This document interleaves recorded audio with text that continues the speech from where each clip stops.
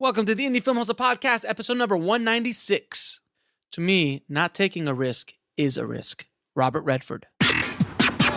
Broadcasting from the back alley in Hollywood, it's the Indie Film Hustle Podcast, where we show you how to survive and thrive as an indie filmmaker in the jungles of the film biz. And here's your host, Alex Ferrari. Welcome, my Indie Film Hustlers, to another episode of the Indie Film Hustle Podcast. I am your humble host, Alex Ferrari.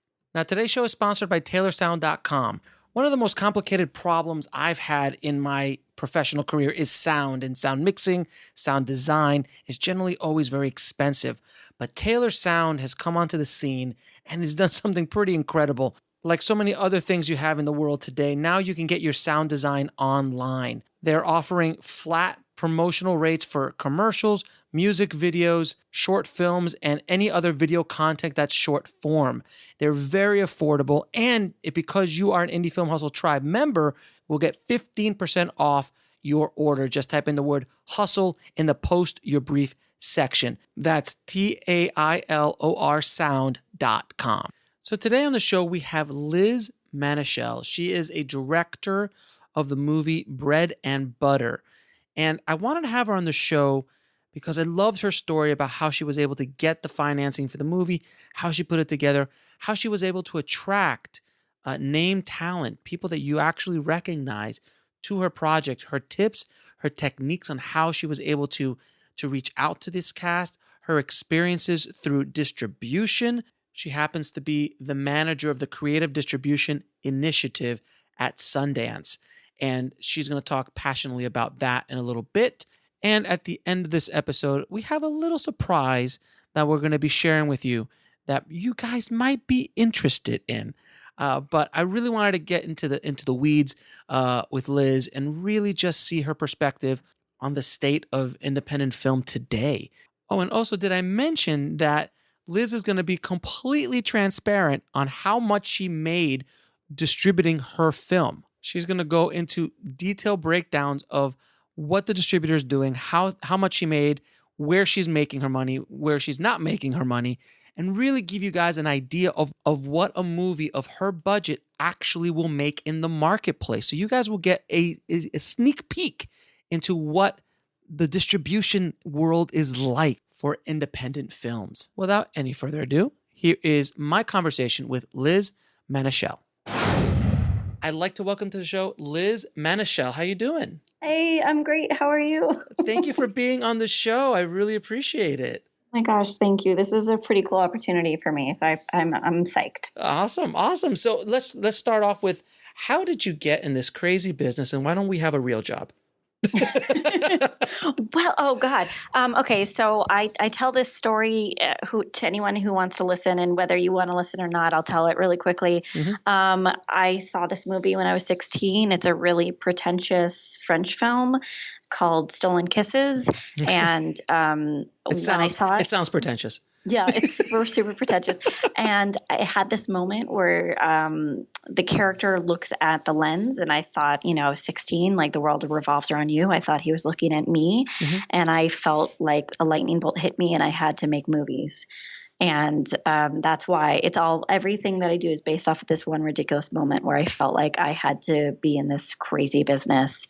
And so I went to film school, and I work at Sundance, and everything I do is film related. And you went to USC, right? I went to USC. Yeah. That's a great, I've spoken there a couple times. It's like Wonderland when I went for the first time. I'm like, and there's the Lucas building, and there's the Spielberg building, and here's where John Carpenter, grabbed some stuff to go make Halloween. I'm like, oh Jesus. Well, I call it the Las Vegas Hotel now, because it transformed to this like ridiculous plastic looking place. It is. It actually is. You're absolutely right, with the big fountain and everything. Yeah. I was there we had 1 year in the Las Vegas Hotel. All the other years we had an old building. We called it the old building. And I loved that building. That was a beautiful building because you had everything you needed, even if it didn't look flashy. Mm-hmm. Yeah. And before those ruffians, Lucas and Spielberg came in and gave buildings. Right. Well, it's kind of like use that money for something else. Like I get really frustrated when people waste money. I mean, you and I both know we're micro budget filmmakers. I want every dollar to go to something really useful. Yeah, exactly. And buildings. But hey, you know what? Who are we to talk about that? They're USC, for God's sakes. So how did you get your awesome little film up, Bread and Butter, off the ground? Well, I graduated from film school and I had a moment where I was like, hey, what am I going to do with my life? I really want to make a feature. I'm just going to do it. I'm going to make a movie. I crowdfunded while I didn't even really know what the budget of the film would be. I just crowdfunded. I made about $36,000 through crowdfunding. That's awesome. I'm really proud of that. It was in 2012 though, when it was a little bit easier. Yes, I was going to say that's a lot for an indie movie now. Yeah. And I found an investor through crowdfunding who was a colleague of mine who, for some reason, just wanted to get involved with investing in films. And she brought on her boss at the time to be a second investor who just wanted to help out a female director, actually. And then we started cutting pages and cutting characters to fit the budget that we had access to. And so you started crowdfunding, then you had an investor come in for the rest of the money. And the budget of the film was? It ended up being it was about 70 for production and the 30 was for post. So it was 100 all in. And if you cut in distribution expenses, it was about 120. Wow. That's a pretty big micro budget. I mean, in the grand scope of your first feature film, and I'm assuming you had directed a short or two before. Yeah, well, I went to film school, but actually I studied documentary. So this was my first real fiction project that I put time and care into. Like at USC, you do little short projects, but nothing for more than a few weeks. So this was like actually my first real fiction, and it was terrifying. I'm sure. So I just got to ask, on your first day, well, first of all, how did you get your cast? Because that'll lead into that next question I had. How did you get this? The cast is awesome, really awesome cast. How'd you get them? I could not afford a casting director, and so I cast it myself. And when you don't have money, sometimes you have time. So we took like a year and a half to cast our film. The name actors that I think people are kind of excited about when they find out the budget of the film and that's the first filmmaker is Bobby Moynihan and Lauren Lapkus. Sure. And we had many other actors who were incredibly talented and just as valuable, but in terms of Bobby and Lauren, they share a manager, and I reached out to Bobby directly and just wrote an offer letter to his team. And I met him, and I wrote him a letter that involved like lots of pictures of, me and films that I liked. And I tried to make it really warm and friendly. But it takes months, right? It takes months to break through those gates. And that's what we did. But not to get too long winded, but the lead actress in my film, sure, we got her through essentially, I wrote an article about how I was having trouble casting her role because it was a part that was really close to me. And she wrote a comment on that article. Like, I think she actually wrote me a direct email just saying, like, I read your article. I really like it. By the way, if you ever want to bring me in, here's my reel. And we did, and she was perfect. So it was just one of those situations of kismet to find our lead actress. She just directly appealed to us, and she was perfect. So a tip to filmmakers listening, if you're going to try to go after some sort of name talent or recognizable talent like Bobby and Lauren, and by the way, guys, Bobby Moynihan is from Saturday Night Live. He was on there for, God, I don't know how many years. He was hilarious. And Lauren Lapkus is she just did Jurassic World, a little small indie movie as well. So and if you see her face, she's one of those recognizable faces that she's been in 1,000 things. So when you're trying to go after that kind of caliber of talent, you have no money, you have no casting director, so you literally hit the heartstrings. It was your marketing plan. Well, it's a combination of offer letters and heartstrings. So what I advise other filmmakers to do is to be a human and talk like a human all the time. So when you write letters to agents, don't sound like a robot or a machine who's trying to like name drop and impress them in every opportunity. Really talk about how important that film is to make, how it's your top priority, and maybe drop a few things that makes you sound a little bit more legitimate in their eyes. And then ultimately, if you send an offer letter, they have to consider it. So it's a combination of, I think, warmth, hopeful warmth, and then, playing the system, which is drafting an offer letter with a lawyer and making them consider that offer. So this was not like a letter, an offer letter that you kind of threw together. This was an actual letter that was put together with an attorney, and it was it was a real offer. Yeah, it was a real offer. It was a deal memo. And one of my producers, my lead producer, is an entertainment lawyer. So that was invaluable. Also, that's if you're trying to put together a crew for micro budget, see if you know any entertainment lawyers who really want to get into producing, because you'll get a deal on all your contracts. And it's awesome. That's a great advice. She was incredibly helpful. She's a huge asset to our film. Now, what was it like? You're arguably a first-time director doing a feature film, and you're working with this caliber of talent, and it's your first day on set. How are you doing? I'm already a really anxious person. I don't know if you could tell from my fast talking and my breathiness, but yeah, I'm super on edge all the time. So when I was on set, I was very nervous. What's interesting though, which you know very well, is there's not actually a lot of directing that's involved in directing a feature, which I was super surprised by. People say this all the time. Everything's casting, right? Yes. If you cast the right actor, you really can take a step back. And every now and then when you feel something's off from your vision, you adjust things. But for the most part, I did not give a lot of notes. And so I got to have a little break in anxiety, especially, but I didn't learn that until after the first few days. Yeah. When I shot Meg and I had this insane cast, it was honestly one of the first times I'd worked with an ensemble like that I was just one person that was good. They were all good. And it's so true. You just sit back and just capture the magic. I said I was just there to capture the lightning because it gave very little direction here and there because they just know they just know. Yeah. It's amazing when you have a good actor and you're not trying to pull a performance out. You just kind of, hey, let's just go. It was so nice. So I'm assuming the same thing happened to you. Absolutely. And I had a conversation with an actress who's going to be in my second feature. And she said something that I was taken aback by at the time, but now I completely understand. And she was saying when she was working with a director, she needs to be very forceful and ask for another take when she feels it's not right, because in her eyes, she feels her job is to replicate human behavior, and that the director's job had nothing to do with guiding her. She took on that onus. And I think as directors, we often feel like it's our responsibility to get the actor there. But it was interesting to hear that the actor thought it was her sole responsibility, and she needed the space to get there herself. So there's different ways of approaching it. Every actor is different. It's so, when you're working with the actors, some actors want hand-holding. Yeah. Some actors want the space to do it. And I interviewed a director who worked with John Malkovich on his first feature film. Ooh, tell me what he said or she said. And he basically, which was, I think, an amazing piece of a direction, if you will. He walked, because it's John Malkovich. I mean, it's John effing Malkovich.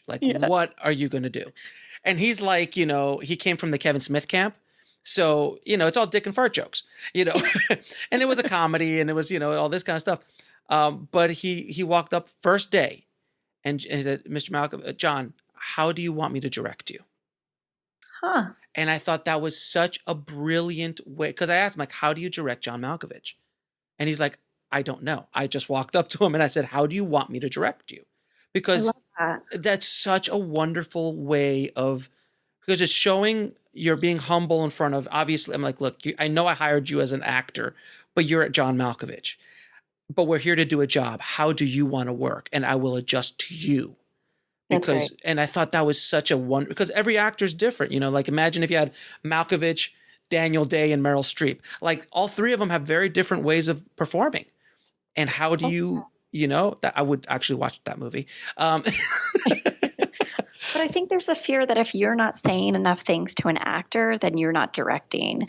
And it's actually the confidence to not not say anything that you need to have as a director, to have confidence in your vision and let other people do their jobs, which is hard but exciting at the same time. Without question. And that is something that you just get with experience and age, because you just feel that confidence, just like, and professionals and seasoned pros, they can sense it. They can smell it very quickly on you. If you're just barking because you're insecure, and then that creates all sorts of havoc, or and everyone, especially the crew. My God, the crew can smell it like a mile away. If you know what you're doing or not, they smell blood in the water, and you're done. I've seen it happen. I mean, on one shoot I had a poor kid. They threw as a first AD, and I was like, oh my God! And the crew ate him alive, ate him. Because they were all seasoned guys, like from TV, TV guys, which are really seasoned, and and they just tore. And then at day 2, the guy's yelling. I'm like, dude, you gotta stop yelling, man. It's not good, because he was trying to do something. I was like, oh God. But yes, back to what we were talking about. This is just like 2 filmmakers just telling war stories. I love it. Just gabbing. Yes, exactly. Now, how many days did you shoot, by the way? 16, but I always say that I could have done it in 15. That's awesome. And it was, I'm assuming 15. So you had what, 2 days, just 2 weeks, basically. You took 1 day off. 6 on, 1 off, 5 on, 2 off, 5 on, 2 off, I think, or I guess, something like that. Off. Yeah. Got it. Now, did you encounter any problems? I know the answer is yes. Did you encounter any problems while shooting your project? And if any of them, what came out, like what sticks out to you in your memory? I mean, I've been asked this before, and I gave an answer that I don't even know is true. Like, I feel like I heard that a crew member who I didn't really hire died at some point during the course of the production, but not on our set. And now that I've told the story, like, I don't even know if it's true. I think it's turned into an old wives' tale within the space of like 6 months in my head. So, I mean, that stands out. Because when a crew member dies, on set or off, generally is a standout of the film. Yeah, like totally, like, of course. But I'm still not sure if it happened or not. And we had a camera problem one day. But again, like, I was really protected. And I would say the major problems that I experienced were internal problems where I felt doubtful, or I was worried that we even had a movie in the first place, or you're an artist. Decision. Yeah, just all the personal, emotional problems that we all are battling. We all have that. I just saw the Martin Scorsese masterclass, and he's like, if you don't physically feel ill after the first cut, you're not a filmmaker. And he's like, it's Martin Scorsese, and he's talking about it like, hey, I don't even know if we got a movie here. I'm like, you're Martin Scorsese, you'll be fine. But in his mind, he didn't even know if he had cuts. Like when he shoots, like, Raging Bull, he's like, I don't know. Maybe we got something. I don't know. Well, you're plagued by doubts, but it's like, when you write the film and you have a feeling for what the film's about, like you feel the character, you feel whether you write it or you read it, you have some sort of abstract sense of what the film will be and how it will be received. Like, I didn't get that until a year ago, and our film has been out for, 2, almost 3 years. Like, you still don't know if you have a film like years down the line. I think sometimes right now is the only time I feel confident, where I was like, oh no, that was a thing and it happened and I'm really proud of it. Right. Exactly. Yeah. Now, what camera did you shoot on, by the way? It was a red. I think it was, didn't have to tell me. I think it was the Scarlet, but I'm not positive. Okay. So you shot on the Scarlet. And now, did you run into any issues in post-production? Well, my editors are saints. I had 2 editors who each cut half the film and then swapped so that each could get their hands on the other's work. And then essentially our cutting style became a combination of the 2 of them. So we didn't have problems other than the fact that we had 2 very different editing styles come together. So there'd be moments where I would want, a really long take, and my editor, who has a short attention span, would cut it in half. And then my second editor would split the difference, and we had to kind of negotiate the pace a little bit. but like no technical problems. We had an amazing colorist, amazing editors, wonderful sound team. I mean, we lucked out, but it takes a lot of patience, right? Like I wish we could have taken 3 weeks and edited this whole film, but it took several months, and that's super normal. Right. It is super normal. It is super. Again, if you're micro budget, like you don't have any control over when your editors want to edit because they're essentially doing you a favor. And we were lucky that they were willing to do us that favor. That's awesome. Now let's talk a little bit about distribution. Okay, yay. Yes, distribution. And you are a big advocate for transparency in distribution and the horrors of distribution. Yes. Can you talk a little bit about, first of all, who was your distributor on the film? We worked with The Orchard. So I have quite a history in distribution. I worked for a distribution consultant for 3.5 years. His name is Peter Broderick. And I know Peter. I don't know him personally, but I know the name. Yeah. He's kind of fancy. He's kind of fancy. That's great. It was very cool. Yeah. So he helped me. He negotiated my distribution deal with The Orchard, but The Orchard found us because they were looking at Lauren Lapkus's IMDb page. Mm-hmm. Like they were just looking at recent projects that she was involved in, and they reached out to us. So that's like one of the major things I talk about when I talk to emerging filmmakers is like, even if you make micro budget, you have access to talent, and that talent will change the future of your film. Mm-hmm. Like we would not have had this fabulous distributor reach out to us had it not been for our cast. Like we played Cleveland and Woodstock and Phoenix Film Festival. We played about 13 to 14 film festivals, but none of them were Tribeca or Cannes or Sundance or South by. So it's not as if A24 was chomping at the bit to distribute our film. Everybody wants A24. Well, they were so cool. They are the cool kid on the block, aren't they? They're the jock at high school, aren't they? They really are. They're the cheerleader. The Orchard's like, who would it compare? I feel like The Orchard's like the one who's like the lead in all the plays. So they're like popular too, but they're more creative. Yes, exactly. A little different. Yeah. By the way, for people who don't, for the audience that doesn't know who The Orchard is, they do a lot of the Duplass brothers work, and they're a really good distribution house, and they're a good distributor from my experience. Yeah. I've been very happy with them, and they wanted a digital deal, so I was like immediately insulted because I think every filmmaker thinks theatrical, 5,000 theaters. Theatrical, exactly, or give me an advance, or there's all these terms that you're expecting, and they were like, no advance. You're just going to get a digital deal with us, and they were the best option we had, and they turned out to be a really good option because. As I'm pretty open about, we have grossed, in our gross revenue, we have recouped our production budget. We will probably never recoup in net revenue, and I'm getting really nerdy here. We'll get into all of that. We'll get into all of that. But like we're doing well, which is which you need to do if you're making a first film if you want to make a second one. So right now. Can you talk a little bit about deliverables? Oh, God. And we'll get back into distribution, but deliverables, the evil of the deliverables, because it's something that literally always sneaks up on filmmakers. And they just like, oh, I just need a quick time, right? I'm like, well.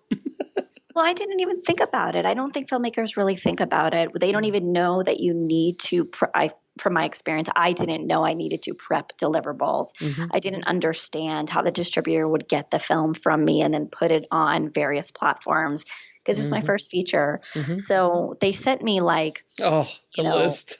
They sent me a list, and then they sent me to an FTP that they had, it was like an Aspera or something like that. And I had to kind of figure it out on my own. And my amazing editors, they created the master and the digital master, and they helped me get all the deliverables. But ultimately, the upload was what was the most terrifying, hardest thing of everything, was just finding an internet connection that could have done an upload for like a 6-hour upload. Because right. That's what they need. They need you to like take this massive 100 to 500 gig file or whatever it is and get it to them. So flash drive in the mail. Ultimately, that's what I did. And I should have just started with that. I mean, I'm crazy. They said, do you want to upload? I'm like, I've got experience in this field. I said, no.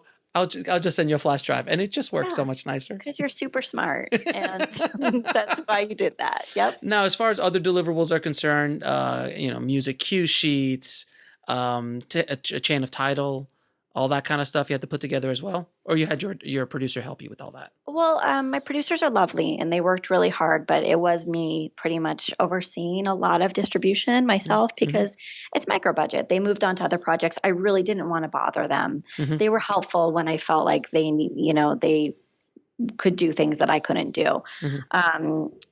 But again, when you're doing a micro budget project, you don't know what those deliverables are going to be. So I went to my sound team, I went to my music team, and I approached them only once we had distribution with what we needed. And so they all had to work backwards. That music cue sheet we had to put together last minute. All the files with all the files from the sound team. 5.1, all that kind of good stuff. Yeah, I had to pay separately a stipend that I wasn't expecting in order just to even get those files. So that was fun. That shouldn't have been the way it goes. That's usually negotiated at the beginning of that deal. So next time. Next time, there are lots of things that I've learned. When you talk to your crew members, make sure you figure out what you're going to need from them at the end of the production and make sure they're prepared to give it to you. Absolutely. Without question. Now, can you discuss the deals that you got through Orchard? And because you're being fully transparent, so I'm being very rude in asking all of these numbers. So I never ask filmmakers. It's like asking your weight. You don't say it. You don't ask someone there that situation. So for everybody who's listening, I'm not being rude. Me and Liz spoke about this earlier. So can you talk a little bit about the deals you got? What kind of money you got for those deals so people can kind of really get an idea of what they can expect in the marketplace with a cast like this and also the genre this is, which is a comedy drama, if I'm not mistaken, right? Yeah, I call it a dramedy. I actually call it an anti-romantic comedy, but that's a little specific. That's a little harder to sell as far as genre is concerned. Well, yeah. Going back to what you were saying, though, I think it's really funny that that you were worried about being rude because our department at Sundance, which I won't get into too much because I could go on forever, but sure. We're all about data transparency and we really want to decriminalize filmmakers talking about all these details because it feels like we're not supposed to. And actually, to segue to my answer for you, I'm not allowed to share a lot of information still. So what I did is I went to the Orchard and I said, hey, can you break down all the revenue for me? Can you tell me exactly why we've been successful? I'd like to write a story about it. And even then, the only numbers I'm allowed to talk about are my gross revenue. So that's just all the money that we made without the distributor taking a cut or the platforms taking a cut. So that's as of several months ago, it was $96,000. And we made the film for 120. Yeah. So now that's gross, and that's before anyone takes a cut.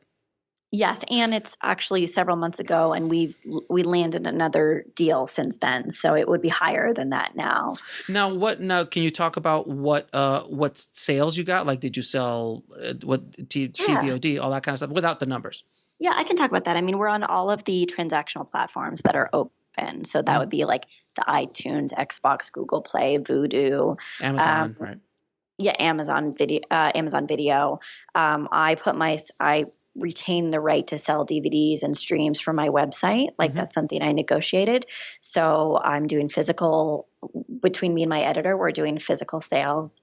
But I also do VHX links from my website, so you can buy directly from me. Now, have you sold DVDs? Yes, I've sold, I have a spreadsheet. I probably sold around 50. I mean, it's really not that many. Sure. Are you making them as you go, or did you have them pre-built? We've done 2 manufacturing stints, and then I'm actually just about to sign a deal with Allied Vaughn for manufacturing on demand for DVD. Okay. So, I mean, it's been 2 years since our release, and they reached out to us because I wrote this article about being transparent about how much money we made. And they were like, hey, do you want to do physical? And I was like, what was okay, and what that's was weirdly phrased. and what was the name of that company? Allied Vaughn. Allied. I'll get that information because I want to put that in the show notes. Yeah. So they do manufacturing on demand. So it's not like doing thousands of DVDs that you're not going to sell. It's based off of, how much you actually are going to sell. So the overhead is much less. Mm-hmm. Okay. So we did all of those open transactional and EST platforms. Mm-hmm. And then we did a Hulu deal, which is like I'm sure for you. It's huge. Pride of my life, really. It's a badge that I wear with great honor.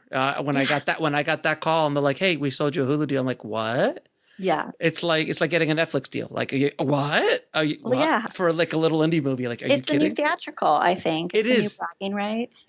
It is.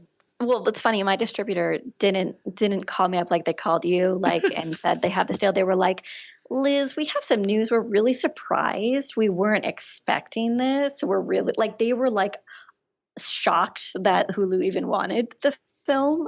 And I just think that's so funny. It's like we all have low self-esteem about my film. I'm so glad my distributor has low self-esteem about my film. It's great. It was kind of a shock to me too. So Hulu, and then we got 2 airline deals. So that was a total. That's crazy. Like international airlines, right? One was Royal Jordanian. Yeah, both international. Royal Jordanian Airlines, which I think is hilarious. That is. Because who would have thought that you sold Jordan?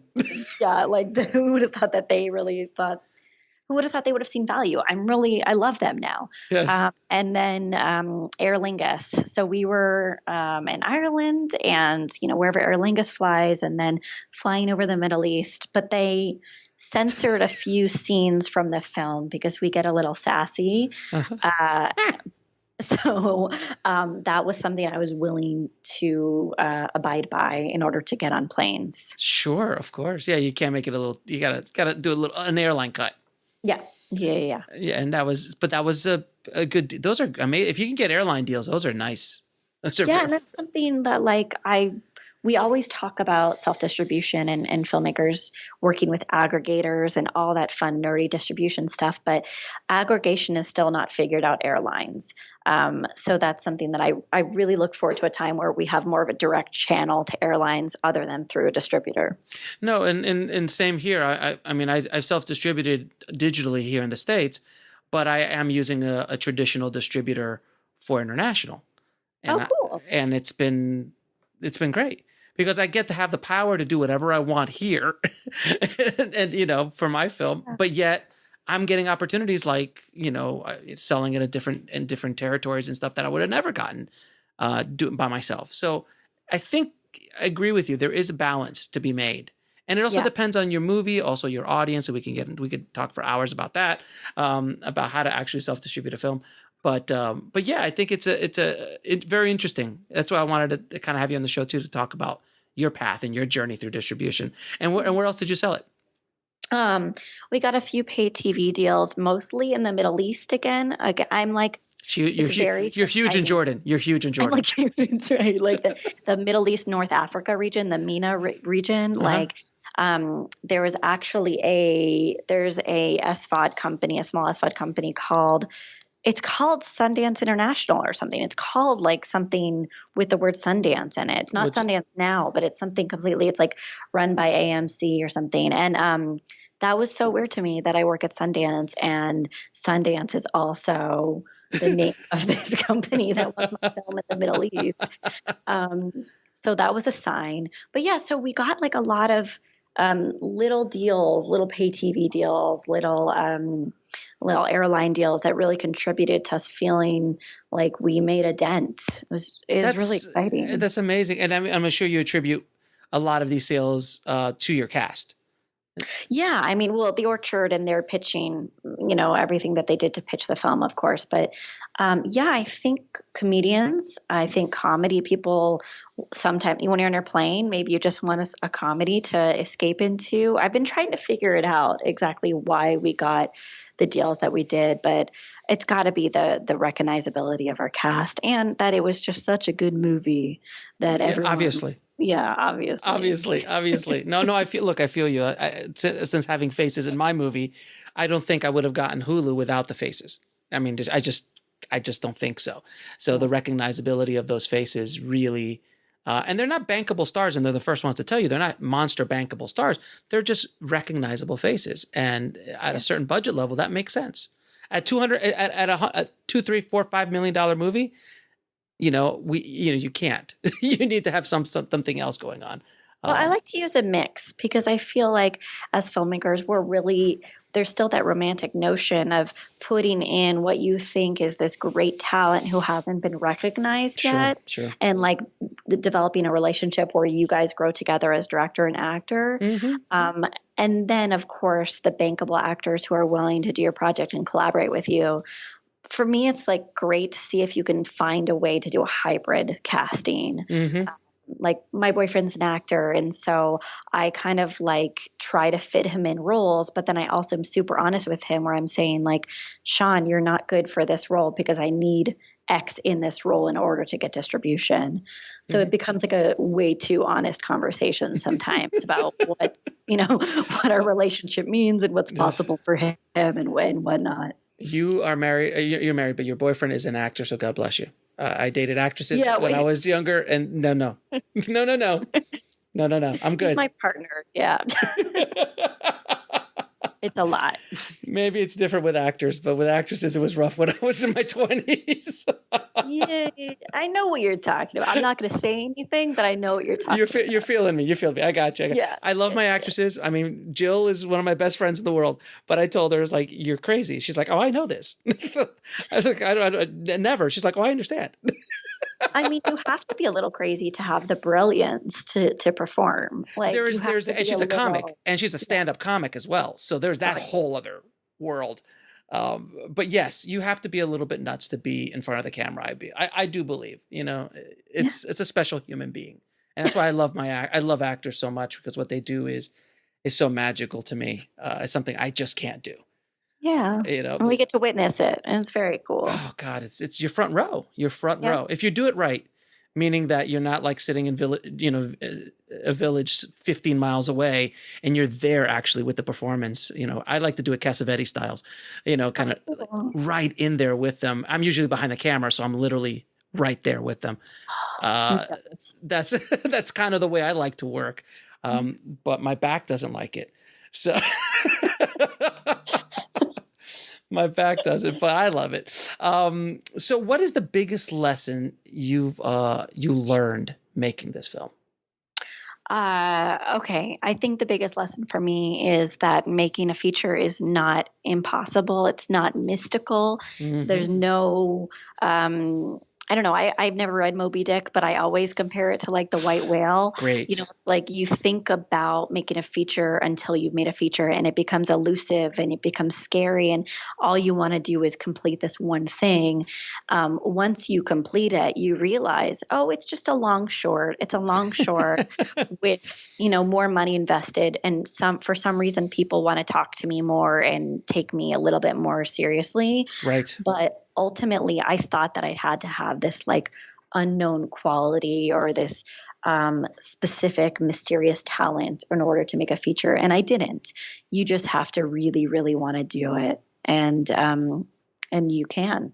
No, without question. I felt the same way. I thought that was like a dragon. It was this monster dragon that I had to slay, and and if it's my first feature, it has to be Reservoir Dogs or Mariachi or Slacker or something huge. Oh, the pressure you put on yourself is so unfortunate, because it's not necessary at all. No, because it's not. You can't do that. It is what it is, and some people it pops, like those guys I just talked about, and others it's just like look. I mean, look at Nolan, Christopher Nolan's first feature. Got rejected from Sundance. It barely got into Slamdance. And he's doing okay now. But also just like, look at me, like I get to talk to you. Right. Like that's genuinely how I feel. I'm like, this is really cool. It's opened this door for me where I get to talk to other people who I respect and it allows me to share something with the world. And any filmmaker who reaches out to me via email, I set a time to talk with them about making their first feature. That's awesome. I mean, I don't doubt that you probably do the exact same thing.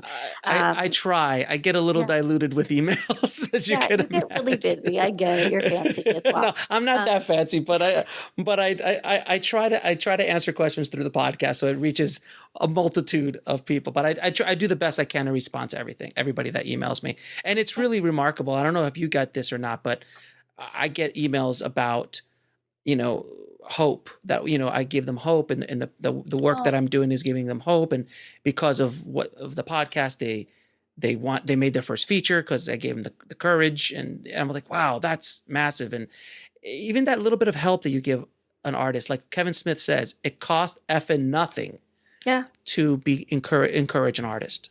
It's true. That's wonderful. That's really cool that you get those messages. I'm running currently right now a micro budget mentorship.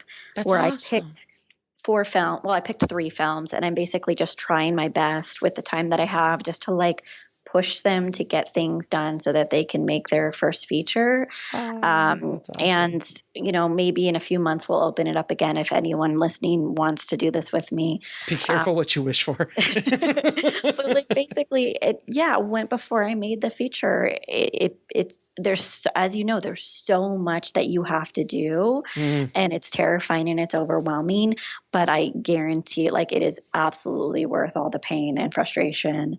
It is the thing I am most proud of, is making this movie. And even though I have the amnesia of all the pain, it's coming back to me bit by bit on getting ready with this second film. And I still think it's going to be worth it to make a second one. It's like giving birth. And I didn't give birth, but I forgot all of those first 2 or 3 years of my daughter's life. Right. That it's so painful. You don't sleep, the abuse. And all of a sudden, they're turning 4 or something. My wife and I are like, hey, it wasn't that bad, was it? And we're like, it was horrible. And I turned to her, I'm like, it was absolutely horrible. Are you kidding me? I love my daughters, but are you serious? She's like, yeah, I know. It was pretty rough. But worth it now. Worth it. It's a good investment. They're annuities. I hope they pay off soon.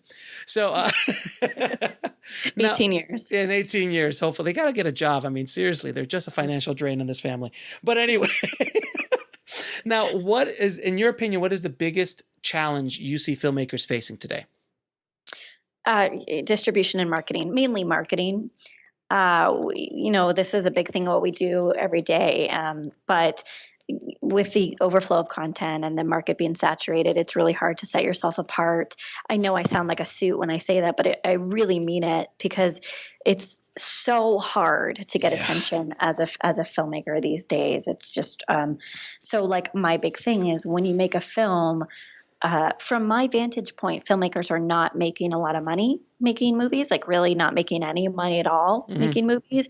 So I encourage filmmakers to make the movie for themselves, to do it as some sort of emotional experience, because they feel like they have to do it. And then to try their best to get as much attention as possible when they do finish it, but to not hold out hope that they will get anything in return.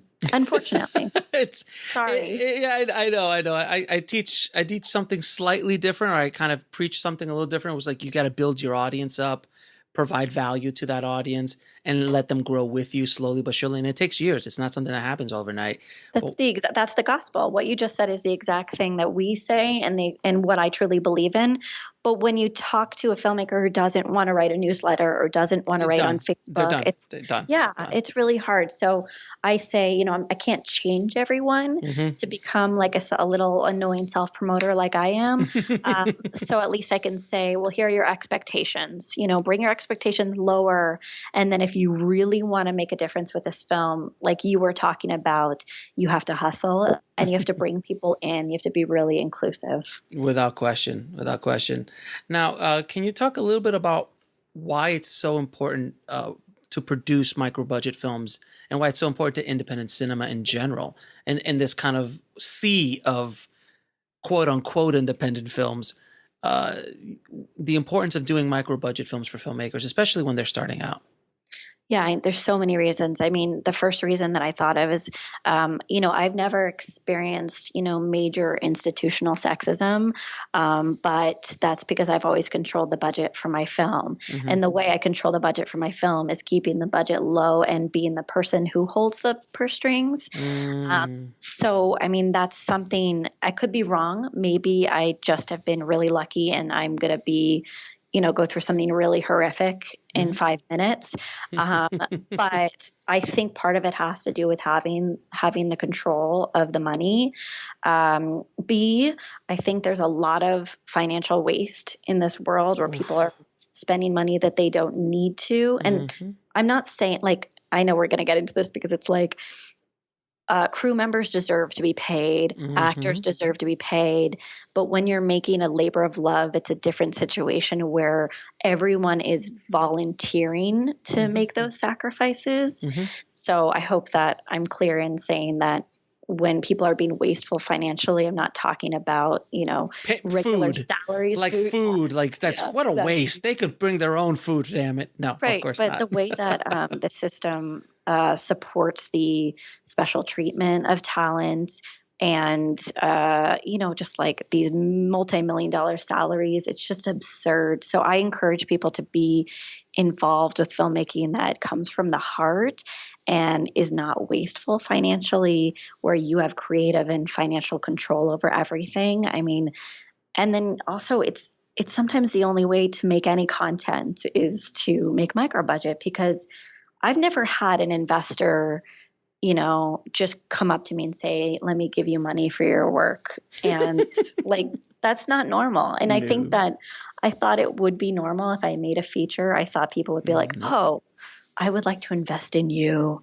If it was 1982, maybe. Maybe, but not now. It doesn't happen anymore. No. So, my boss, Peter, was talking to Sean Baker a long time ago. Yeah, and I love Sean. I don't know him, and that's really cool. That anyway, so I'm going to paraphrase the story, but basically, by doing micro budget content, he was allowed to produce a lot more work than friends of his who waited to be anointed or waited to be granted those opportunities. Micro budget allows you to start yesterday.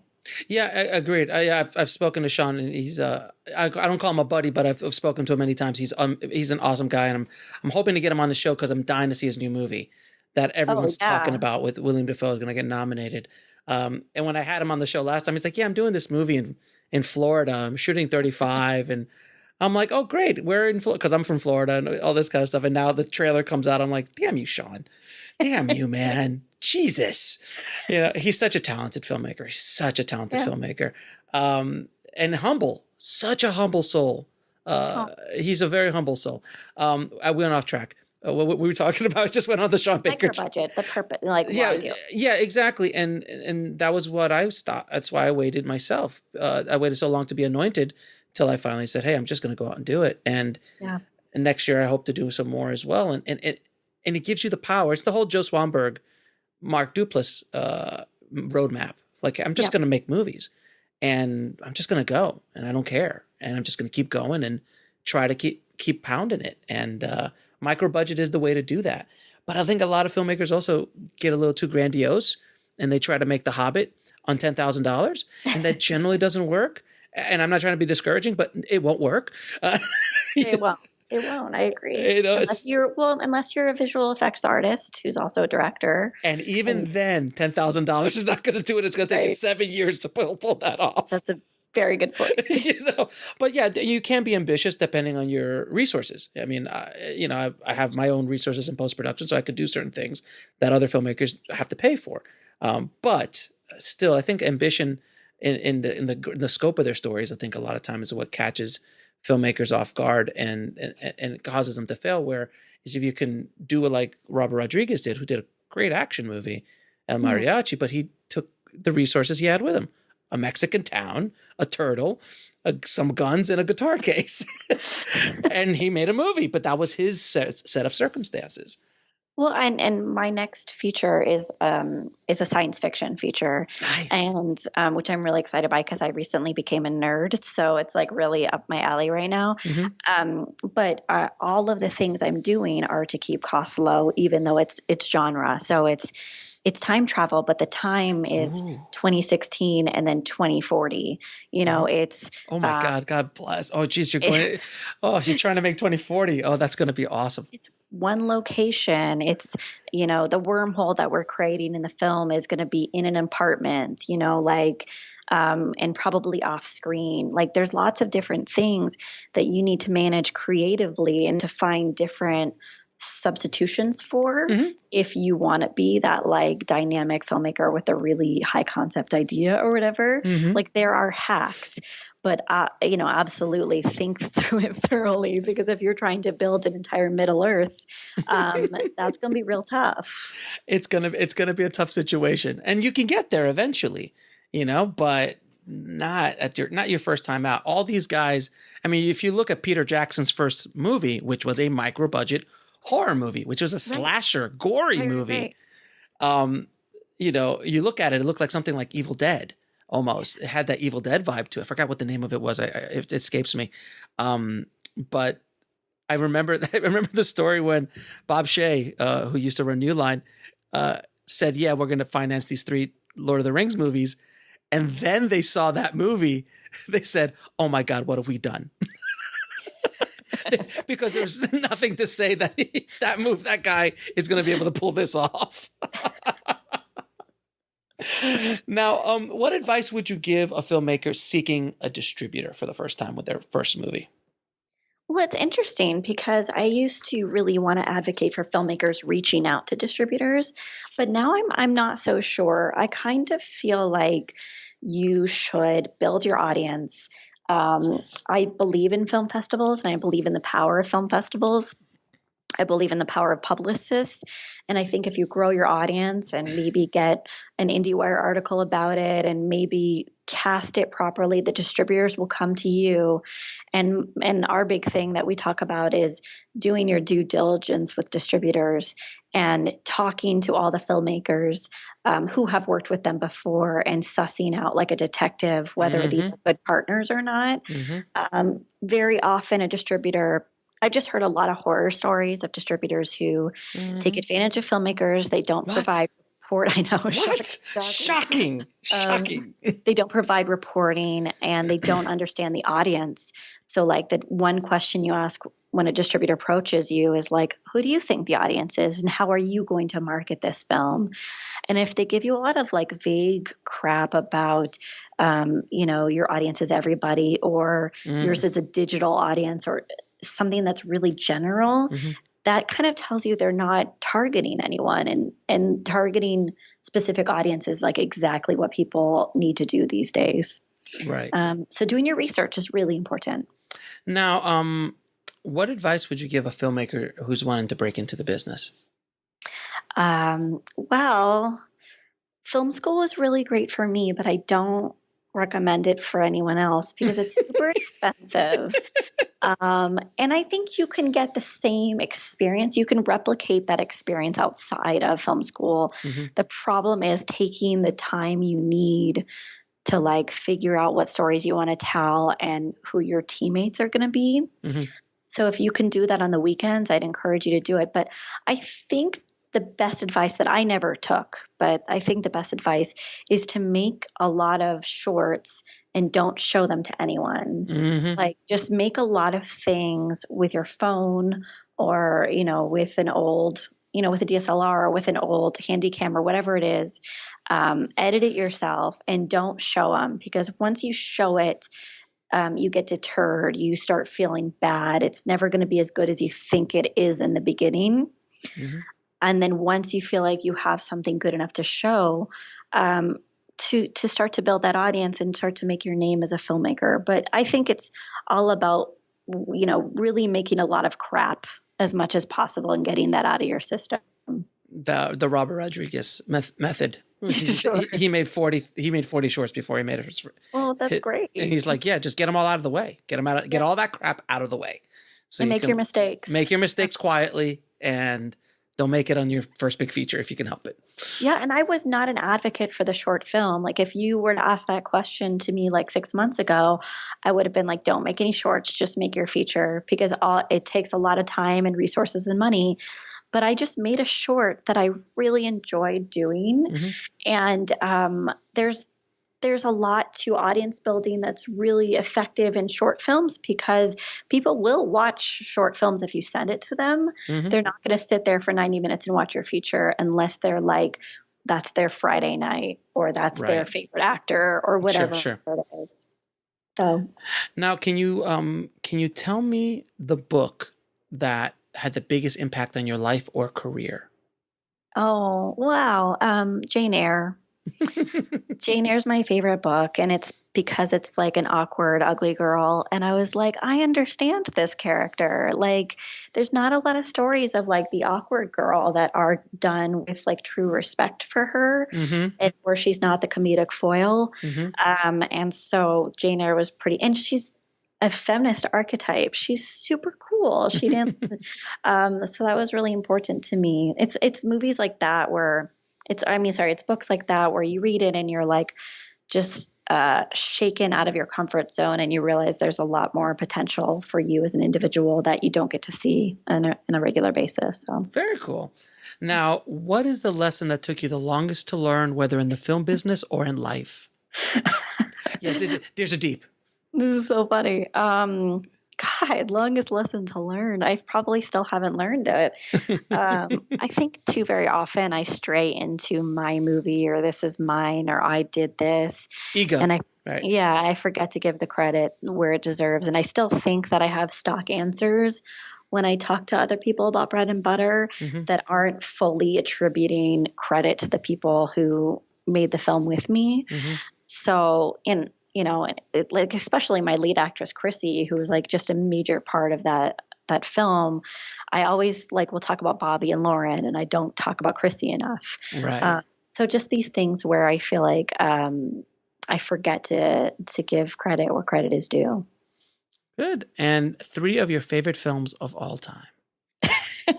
This is fun. Okay, Broadcast News, because it's my favorite film of all time. Albert Brooks is a genius. Yeah, Albert Brooks is amazing in that. Silence of the Lambs, because you know, whenever it's on TV, you can't not watch it. It's just stupendous.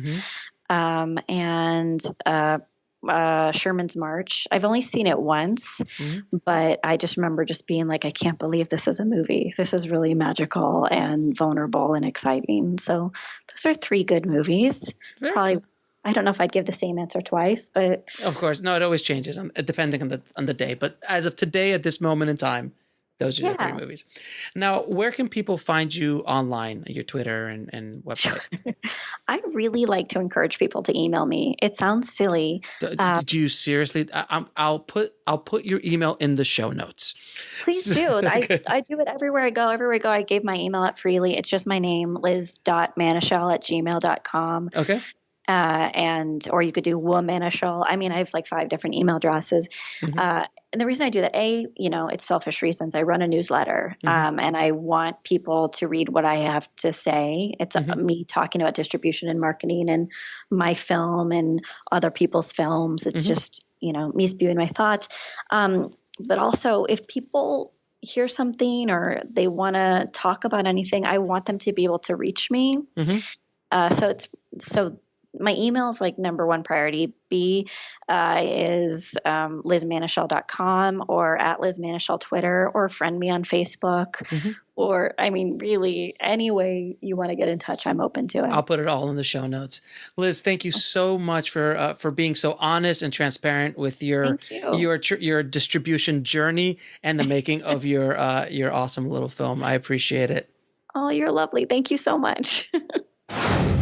It was such a pleasure speaking to Liz and speaking to a filmmaker who you could just tell is so passionate about filmmaking and so passionate about telling good stories and passionate about not only about the art of it, but the business of it, the distribution aspect of it, and how we're going to get our films, our stories out into the world. So I really want to thank Liz for taking the time out to talk to the tribe, and I hope you guys got something out of it. I know I did. I learned a bunch of stuff by talking to her, and she was an absolute pleasure.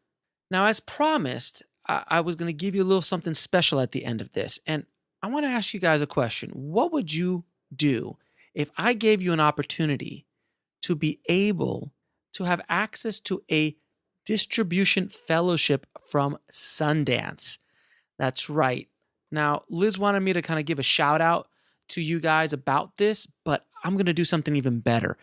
Tomorrow's episode is going to be Liz back on the show. First time ever that I have a back-to-back, day after day guest on the show. I don't think it'll ever happen again. This is a special thing. And I wanted her to come back and just talk about that and how amazing that there's barely anyone submitting to it. It's insane. She's like, are you kidding me? No one's submitting to this fellowship. The competition you would think would be in the hundreds or thousands. And I think that's what her big problem is. She's like, it's Sundance. Everyone just thinks that no one's going to submit to this thing. Well, we're going to give you all the information in tomorrow's episode. So please take a listen of it tomorrow. And if you want links to anything we talked about in this episode, please head over to indiefilmhustle.com/196.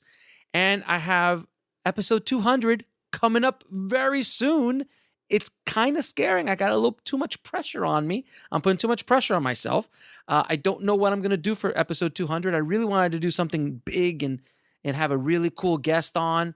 Or it might be just me talking. So we're going to see. I don't know what's going to happen, but I'm going to try to do something really cool for episode 200. Again, it might just be a normal episode. I don't know. But anyway, thank you as always for listening. And as always, keep that hustle going, keep that dream alive, and I'll talk to you soon. Thanks for listening to the Indie Film Hustle podcast at indiefilmhustle.com. That's INDIEFILMHUSTLE.com.